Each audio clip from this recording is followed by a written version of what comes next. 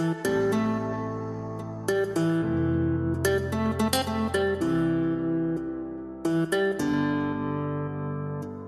we're going to be taking a look at some new rifle lights from Feyachi. Now these are budget lights. They're going to be right around the $30 mark, and they come with all the accessories you would need to run it. So let's take a look at these, see how good they are for that price, and let's get them unboxed.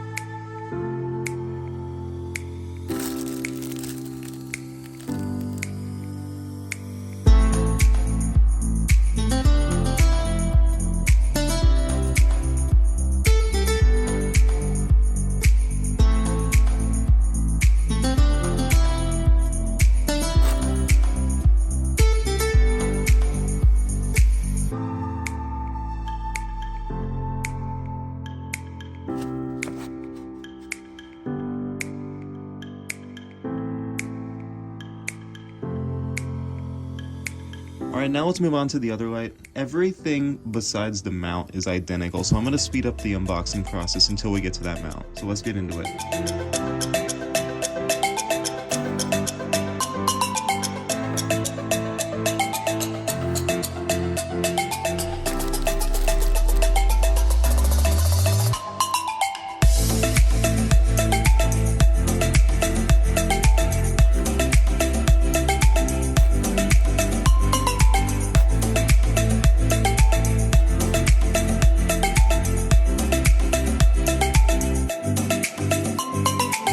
Before we get into the video, Feyachi is doing a Black Friday sale on a lot of their products, and the discounts are going to range from 10 to 40% off of certain products. So I'll leave a link down to their Amazon store in the description, and let's get into the video. So first off, we're going to talk about these lights as they are by themselves. We're going to talk about the construction, build quality, and the features of them. Then we're going to get them outside, see how they do without them being on the rifle. It'll be easier to work around the camera, and we're going to see how they perform on the rifle. The body's 100% aluminum. It's got a weight of 3.14 ounces, 4.8 ounces with the battery installed. And it comes with two batteries, which I thought was pretty cool. You only need one for the light, so they give you a spare. They also give you a nice USB-C battery charger, so you can charge both batteries up and keep one with you, and you'll always have a spare ready to go. Reflector on this is really deep, so it gives you a nice tight hotspot. It's got a nice cool white LED, and it's got a single mode tail cap. They also include the pressure pad, which replaces the tail cap, and that's a dual mode pressure pad. But with the tail cap, click it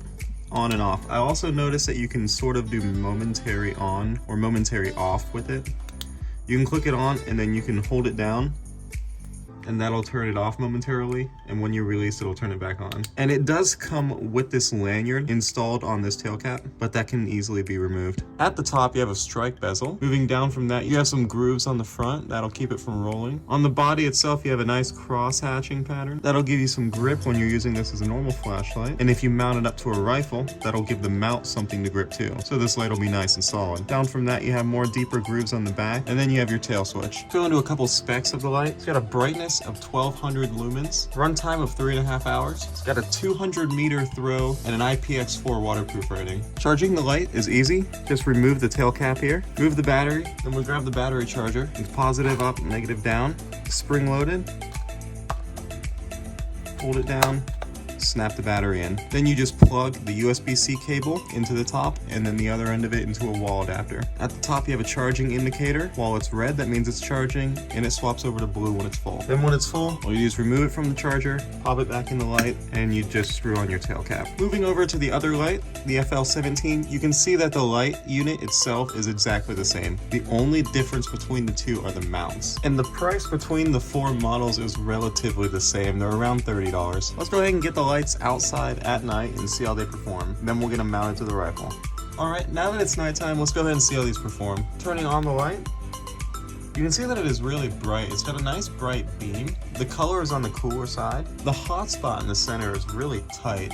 That's from that deep reflector. And I like how even the spill is around it, especially for the price. This is a really nice beam on the light, and the light's only $30 with all the accessories. All right, and here we have the other light at night. Now you can see that the beam is exactly the same. The brightness is exactly the same. Everything is the same because it's the same light. Again, the only differences between the two are the mounts. Here I've got the FL17 mounted up to a rifle. This is the 45-degree m-lok mount. Installation was really easy. Just 2 m-lok screws down here. Then you just loosen up the screws up here, slide the light in, and tighten them down.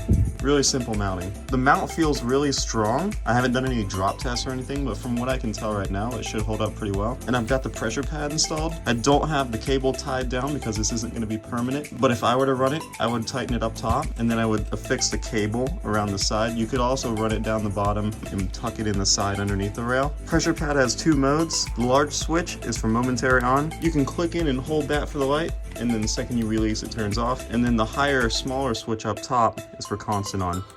You can click it on and it'll stay on as long as you want, and then you can just click it right off. Here I got the FL14 installed. This is the offset mount. You can actually run this in 2 configurations. You can do direct mount with the m-lok, or you can run the offset mount. So I'm using the offset adapter, and this spaces it out from the rail a little bit. And out of the 2, this one is probably my favorite. This one is a little more complex to install. You have 2 sets of m-lok screws, 2 to mount the adapter to the rail, and then you have 2 to mount the mount to the adapter. Again, you can run this pressure pad however you want it. Zip tie it or tape it into place, and you can run your cable underneath or down the side. Overall, for the price, I think this is a really good light. I definitely see this being a great option for like a 22 or an airsoft rifle. I do think it'll hold up fine on an AR-15. For under $30 for the whole setup, it's a really good deal. Do you think there's a couple weaknesses in the pressure pad? I would like to see a mounting solution for the pad to the rail. That's what you get with some more higher end lights. And overall reliability, so far I've had no issues with it, but I haven't done any real testing with it, so I'm not sure how that's gonna hold up. Anyway guys, if you liked the video, be sure to hit like on it. Subscribe if you want to see more videos like this. Remember, they are having the Black Friday sale until the 29th. So if you want to pick one of these up, go ahead, hit that Amazon link in the description. It'll be down there. And I hope you enjoyed. See you later.